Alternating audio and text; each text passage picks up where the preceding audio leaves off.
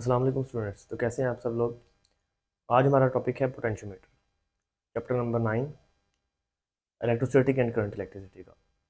तो potentiometer basically नाम से ही आपको वाज़ेह हो जाना चाहिए कि पोटेंशियो मतलब पोटेंशियल डिफरेंस को मेजर करने वाली डिवाइस होगी। और पोटेंशियोमीटर को हम क्यों यूज़ करते हैं, इसका फ़ायदा क्या है। वैसे तो हम वोल्ट मीटर नॉर्मली हमारी लैब्स वगैरह में वोल्ट मीटर मौजूद होते हैं, उनसे हम पोटेंशियल किसी भी सेल का या कोई भी सर्किट का हम फाइंड आउट कर सकते हैं। तो पोटेंशियोमीटर का ही यूज़ क्यों किया जाता है। वैसे अगर आप बात करें तो पोटेंशियोमीटर जो वोल्ट मीटर नॉर्मली उसके टर्मिनल के बिटवीन रेजिस्टेंस होती है, और जिसकी वजह से वो कुछ करंट जो है वो उसमें ड्रॉ हो जाता है, और वो एक्यूरेटली जो है ना ईएमएफ को मेजर नहीं कर पाता। तो उसकी वजह से हम पोटेंशियोमीटर का सहारा लेते हैं। वैसे इसके अलावा कैथोड रे ऑसिलोस्कोप या ऐसा पोटेंशियोमीटर वोल्ट मीटर जिसके रेजिस्टेंस टर्मिनल के दरमियान इनफाइनाइट रेजिस्टेंस हो, वो भी एक्यूरेटली मेजर कर सकता है। मतलब अगर हम रेजिस्टेंस इनफाइनाइट कर देंगे तो जाहिर सी बात है वहाँ से करंट मूव नहीं कर सकेगा, और वो एक्यूरेटली मेजर करेगा पोटेंशियल पोटेंशियल डिफरेंस को या ईएमएफ को। इसी तरह कैथोड रे ऑसिलोस्कोप भी एक्यूरेटली मेजर करती है, लेकिन ये डिवाइसेस काफ़ी महंगी होती हैं। ठीक है, तो दैट्स वाई फिर हम कौन सी चीज़ यूज़ करते हैं, पोटेंशियोमीटर। ये इजी टू यूज़ भी होता है और नॉर्मली बनाया भी जा सकता है। ठीक है, तो हम पोटेंशियोमीटर की डिवाइस डेफिनेशन लिखते हैं। इट इज अ डिवाइस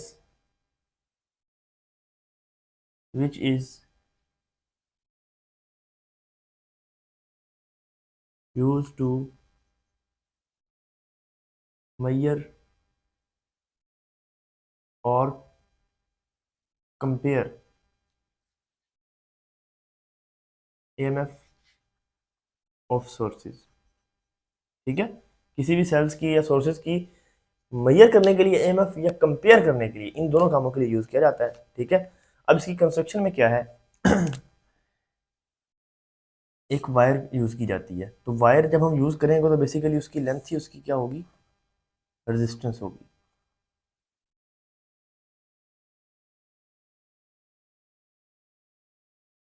ठीक है, ये ए से लेके बी तक आपके पास वायर होती है। ठीक है, अब ये वायर की लेंथ ऑलमोस्ट 4 मीटर से 5 मीटर होती है। ठीक है, मतलब 400 सेंटीमीटर से लेके 500 सेंटीमीटर के दरमियान होती है। और अगर हम बात करें इस टर्मिनल से बी तक, तो यहाँ तक की रेजिस्टेंस कैपिटल आर कहलाएगी। और यहाँ पर एक टर्मिनल स्लाइडिंग टर्मिनल होता है सी, जिसको हम मूव करते हैं इस पूरी वायर के ऊपर। ठीक है, मतलब वो टच करता है यहाँ पर, इस तरह से मूव करता है हम। ठीक है, अगर प्रैक्टिकली अगर आप ये प्रैक्टिकल करेंगे तो आपको पता चल जाएगा कि कैसे वो मूव करता है। ठीक है, तो इसके ए से लेके सी तक जो रेजिस्टेंस होती है इसको हम स्मॉल आर कहते हैं। ठीक है, जिसके अकॉर्डिंग हम इस पोटेंशियोमीटर को यूज़ करते हैं बेसिकली। ठीक है, अच्छा अब हमारे पास के यूजेस क्या हैं। फर्स्ट तो हम इसको कैसे यूज़ कर सकते हैं, एज ए पोटेंशियल डिवाइडर।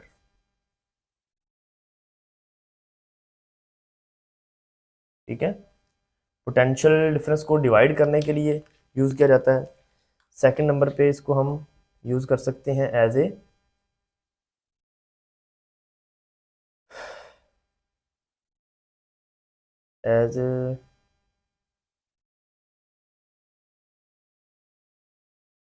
इसे हम यूज़ कर सकते हैं टू कंपेयर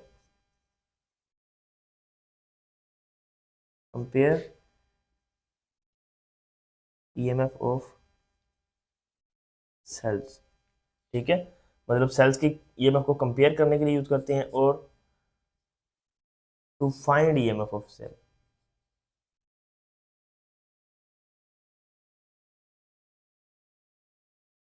ठीक है, ये तीन एप्लीकेशंस तो हैं इसकी। पोटेंशियल डिफरेंस पोटेंशियल डिवाइडर के तौर पे यूज़ किया जाता है, मतलब पोटेंशियल को कैसे आपने डिवाइड करना है सर्किट में, उसके लिए यूज़ किया जाएगा। उसके बाद कंपेयर करने के लिए सेल की ईएमएफ्स, और किसी भी सेल की ईएमएफ को फाइंड करने के लिए। ठीक है, ये दो तीन काम होते हैं इसके। अच्छा, अब पोटेंशियल डिवाइडर के तौर पे इसको कैसे यूज़ किया जाता है, ये आप देखिए। फॉर एग्जांपल हमारे पास एक ईएमएफ का सोर्स है।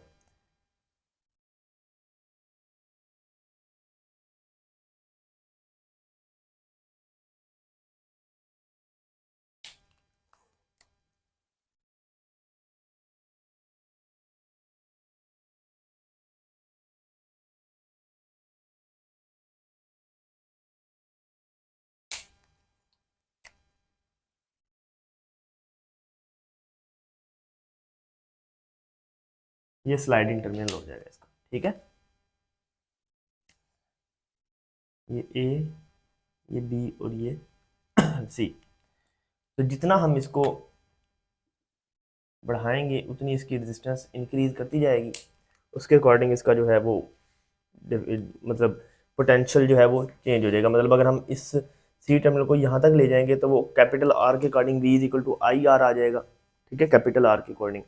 लेकिन अगर हम पोटेंशियल जो है वो ए से लेके सी तक निकालें, ठीक है, इस दोनों का, तो ये आएगा आई आर, ठीक है। अब जो करंट है बेसिकली ये हमारे पास ईएमएफ ओवर आर, मतलब इस रजिस्टर में जितना ईएमएफ ड्रॉप हो रहा है वो उसके अकॉर्डिंग हमारे पास ये फार्मूला बनता है, ठीक है। अब इस फार्मूले को अगर हम इधर पुट कर दें तो V A C is equal to E over R, ठीक है। अब फॉर एग्जाम्पल अगर आप इस सी टर्मिनल को मूव करते हुए बी तक ले जाएंगे तो स्मॉल आर और कैपिटल आर क्या हो जाएंगे, इक्वल हो जाएंगे। तो आर आर को जब कैंसिल कर देगा तो बेसिकली हमारा ई वी जो ए से लेके सी तक है वो ईएमएफ के इक्वल ही आ जाएगा, ठीक है। देखिए फॉर एग्जांपल अगर मैं इस पॉइंट को इधर ही टच कर दूं तो डायरेक्ट वो इसके पोटेंशियली मेजर कर रहा होगा ना, फिर तो ड्रॉप खत्म हो जाएगा सारा, ठीक है, रेजिस्टेंस तो सारी खत्म हो जाएगी। तो जब रेजिस्टेंस ही खत्म हो जाएगी तो बेसिकली वो हमारे पास जो मेजरमेंट होगी वो सारी V A C is equal to E M F ही आ जाएगा, ठीक है। जब स्मॉल आर कैपिटल आर के इक्वल आ जाएगा तो डिफरेंस तभी आएगा जब हम स्मॉल आर और कैपिटल आर की वैल्यू चेंज कर रहे हैं। देखें यहाँ से लेके यहाँ तक तो हमारे पास क्या होता है, कैपिटल आर होता है, ठीक है। अगर हम किसी ऐसे टर्मिनल पे रख रहे हैं यहाँ पे, ठीक है, तो ये इतनी डिस्टेंस एक्ट कर रही है तो वो ड्रॉप हो रहा है, यहाँ पे कर रहे हैं तो ड्रॉप हो रहा है, यहाँ पे कर रहे हैं ड्रॉप हो रहा है। तो मतलब जितना डिफरेंस करेंगे वो ड्रॉप हो जाएगा। लेकिन अगर हम डायरेक्ट इस पॉइंट को और इस पॉइंट को टच कर देंगे तो फिर तो दरमियान में कोई रेजिस्टेंस रहेगी ही नहीं। जब वो रेजिस्टेंस नहीं रहेगी तो फिर ईएमएफ ही हमारे पास किसके इक्वल आ जाएगा, वी ए सी के इक्वल आ जाएगा, ठीक है। तो दैट्स वाई हम इस तरह से अपने पोटेंशियल को डिवाइड कर सकते हैं, पोटेंशियल को यूज़ कर सकते हैं कि जिस तरह से हमें उसको रिक्वायरमेंट हो सकती है सर्किट में, ठीक है। तो हम इस तरह से अपने सी टर्मिनल को मूव करके पोटेंशियल को डिवाइड कर सकते हैं। तो ये देखें इस सर्किट को हम एज ए पोटेंशियल डिवाइडर का नाम देते हैं, ठीक है। तो ये इसकी एप्लीकेशन भी हो गई और साथ उसके सर्किट की एक्सप्लेनेशन भी हो गई कि किस तरह से हम उसको as a potential divider use कर सकते हैं, ठीक है। अच्छा, जब सेकंड जो इसका सर्किट है वो भी इसी तरह ही बनाया जाएगा। उसके लिए भी सेम ऐसे ही आपने जो है वो पॉजिटिव नेगेटिव बनाने हैं ईएमएफ, ठीक है। इसके साथ आपने जो नीचे वही पोटेंशियल की वायर जो होती है, अब यहाँ पर आपने वो सेल लगाना है जिसका ईएमएफ आपने मेजर करना है। आगे गैल्वेनोमीटर आ जाएगा और गैल्वेनोमीटर के साथ ये सी टर्मिनल आ जाएगा, ठीक हो गया।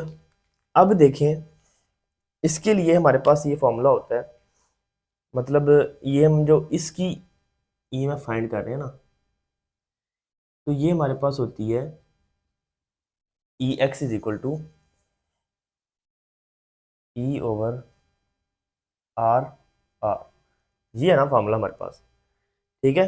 तो इसके लिए बेसिकली रेजिस्टेंस ये जो है ना कैपिटल आर, ये कैपिटल आर इस टोटल लेंथ के इक्वल होता है जितनी इस वायर की लेंथ है, क्योंकि यूनिफॉर्म वायर है।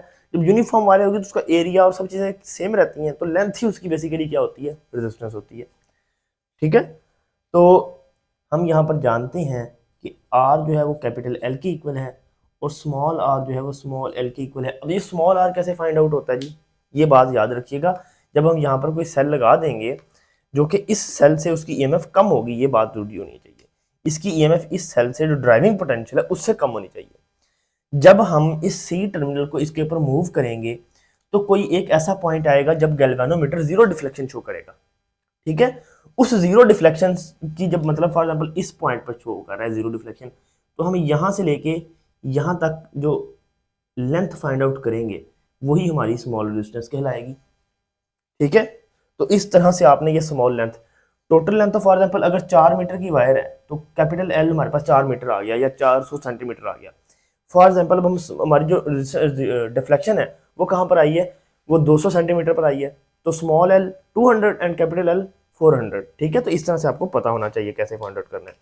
तो आपको ये फॉर्मूला किस तरह से चेंज होता नजर आ जाएगा, E X is equal to E over L, ठीक है। इस तरह से आपने इसको फाइंड आउट कर लेना, ठीक हो गया। तो ये आपके पास as A for unknown EMF cell, जब भी आपने किसी सेल अननाउन की ईएमएफ को फाइंड आउट करना है तो इस मेथड के थ्रू फाइंड आउट करना है कि आपको जो कैपिटल एल है, ईएमएफ तो देखें ना, जो सेल आप यहाँ पर लगाएंगे उसकी 6 है, 5 है, 7 है, जितने भी वोल्ट हैं वो यहाँ पर आ जाएंगे। फॉर एग्जाम्पल मैं थोड़ा सा एग्जाम्पल के तौर पर सॉल्व कर देता हूँ। फॉर एग्जाम्पल हमने ये जो सेल लगाया ये है 6 वोल्ट का, ये आ गया 6, ठीक है। टोटल लेंथ ऑफ वायर है 400, ठीक है। डिफ्लेक्शन जीरो आई है 200 पे,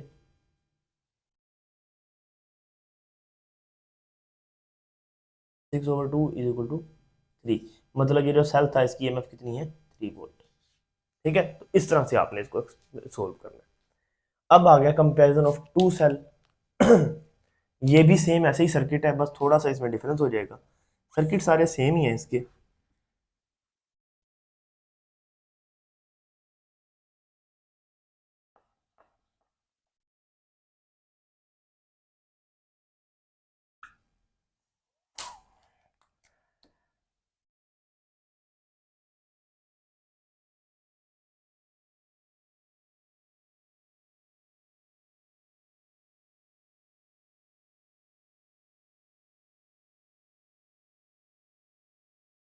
ये सी टर्मिनल ए है, बी है, और ये हमारे पास ईएमएफ है, ठीक है। उसके बाद एक सेल को हम E1 का नाम दे देते हैं, एक को हम E2 का नाम दे देते हैं, ठीक है। अब यहाँ पर हम कीज लगा देंगे, फॉर एग्जांपल ये ऐसे की लगा लेंगे, ठीक है। जिस सर्किट को हमने चलाना होगा हम उसको चलाएंगे, बाकी वाले को क्लोज कर देंगे, ठीक है। फॉर एग्जांपल जब हम मेजर करने लगे हैं E1 के लिए, जब E1 के लिए मेजर करने लगे हैं तो क्या करेंगे, इसको ओपन कर देंगे, इसको क्या कर देंगे, क्लोज कर देंगे। अब यहाँ से करंट इसके अकॉर्डिंग फ्लो करेगा, ठीक है। तो वही सेम काम सॉरी, जो आपने इसमें करना है वही आपने यहाँ पर करना है, सिर्फ आपके पास दो रास्ते हैं करंट के, ठीक है। जब इसको चलाएंगे E2 के लिए फाइंड हो जाएगा, जब इसको चलाएंगे E1 के लिए फाइंड हो जाएगा, बस दोनों को अलग अलग फाइंड आउट कर लेना है और कोई भी आपके लिए प्रोसेस नहीं, ठीक है। जब E1 के लिए करना है, इस सर्किट को ओपन कर देना, इसको क्लोज कर देना, तो इस E1 के लिए सेम ऐसे ही चल रहा है जैसे यहां पर चल रहा है, कोई डिफरेंस नहीं है, ठीक है। अब E1 के लिए कैसे फाइंड आउट करना है जी, so E1 is equal to E over L और L1, simple.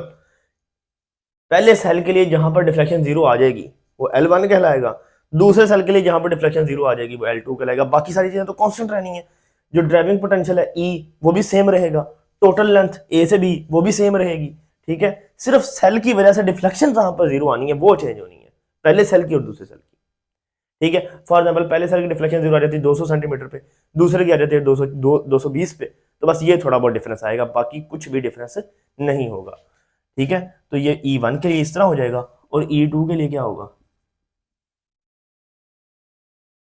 E2 is equal to E over L और L2, बस इतनी सी बात है। फॉर एग्जाम्पल जी L1 जो है हमारे पास क्या आ गई, 200 सेंटीमीटर आ गई, ठीक है।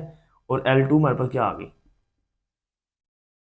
300 सेंटीमीटर आ गई, ठीक है। तो इतना डिफरेंस आ सकता है, या वो ये भी मैंने बहुत ज़्यादा डिफरेंस लिख दिया, इतना डिफरेंस बेसिकली होता नहीं है, बहुत नॉर्मल डिफरेंस होता है, क्योंकि हम दोनों सेल जो है तकरीबन कंपैरिजन की ईएमएफ वाली रखते हैं, और यहाँ पर भी इन दोनों सेल की ईएमएफ जो है इस सेल से कम होनी चाहिए, क्योंकि ये ड्राइविंग पोटेंशियल है हमारे पास। ड्राइविंग पोटेंशियल वो होता है जिसका ईएमएफ ज़्यादा होता है, वो सर्किट में पोटेंशियल को ड्राइव करवा रहा होता है, या करंट को ड्राइव करवा रहा होता है, ठीक है। तो इनको हमने यूज़ करना है एज ए, क्योंकि इनकी हमने चीज़ें फाइंड करनी है, तो इसका जो ईएमएफ है इनसे ज़्यादा होना चाहिए, ताकि जो करंट फ्लो इसकी वजह से करे और हम फिर इसका इफेक्ट मेजर कर सकें, ठीक है। तो जब हम इन दोनों को, इक्वेशन ये होगी हमारे पास, इक्वेशन ये होगी, ठीक है, इन दोनों को डिवाइड करेंगे तो E1 over E2 is equal to E over L L1 E over L L2 cancel out हो जाएगा, E1 over E2 is equal to L1/L2। ये हमारे पास फार्मूला आ जाएगा। यहाँ से हम किसी भी चीज़ को अननोन को फाइंड आउट कर सकते हैं, ठीक है। फॉर एग्जाम्पल हमारे पास दो चीज़ें हैं, एक सेल का EMF हमें पता है, ठीक है, उसके अकॉर्डिंग हम लेंथ निकाल लेंगे, दूसरे के अकॉर्डिंग लेंथ निकालेंगे और दूसरे का EMF हम फाइंड आउट कर सकते हैं, ठीक है। फॉर एग्जाम्पल अगर हमने E1 फाइंड करना तो E2 को यहाँ पर ला के मल्टीप्लाई कर देंगे तो हमें फाइंड आउट हो जाएगा, ठीक है। तो बड़े नॉर्मल सिंपल वे में मैंने ये टॉपिक क्लियर किया है, बहुत ज़्यादा इसको कम्प्लेक्स भी नहीं किया, बड़े सिंपल वे में आपको समझा दिया कि किस किस तरह से हम इनको चीज़ों को यूज़ कर रहे होते हैं, ठीक है। पोटेंशियोमीटर की एप्लीकेशंस को हम कैसे यूज़ कर सकते हैं, बेसिकली ये एक्सपेरिमेंटल है, इससे रिलेटेड प्रैक्टिकल भी आपके 2-3 प्रैक्टिकल इसकी एप्लीकेशन में होते हैं, as a unknown EMF cell और EMF2 सेल, ये दो प्रैक्टिकल भी इसके रिलेटेड आते हैं, ठीक है।